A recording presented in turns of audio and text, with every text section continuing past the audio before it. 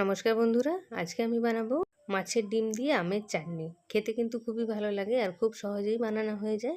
প্রথমে কড়ার মধ্যে দিয়ে দেবো 2 চামচ সর্ষের তেল, তার মধ্যে দিয়ে দেবো 2টো শুকনো লঙ্কা আর দিয়ে দেবো হাফ চামচ পাঁচফোড়ন। এর মধ্যে আমের টুকরোগুলো দিয়ে দেবো। এখানে একটা আম বড় সাইজের রয়ে গেছে, সেটা কেটে নেব।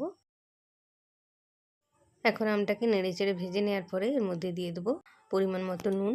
নুনটা দিয়ে আবারও নেড়েচেড়ে একটু ভেজে নেওয়ার পরে এর মধ্যে দিয়ে দেবো 1 বাটি জল, আর দিয়ে দেবো অল্প একটু হলুদ গুঁড়ো, আর দিয়ে দেবো বড় চামচে 2 চামচ চিনি।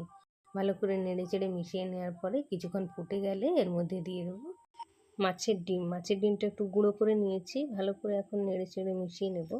এখন একটু মিষ্টিটা চেক করে নিয়েছি, চিনিটা একটু কম আছে, আমটা খুবই টক, তাই আরও 3 চামচ মতো চিনি দিয়ে দিয়েছি। ভালো করে নেড়েচেড়ে মিশিয়ে নেওয়ার পরে এটাকে নামিয়ে নেব। গরম ভাতের সঙ্গে এটা খেয়ে দেখবেন খুবই ভালো লাগে।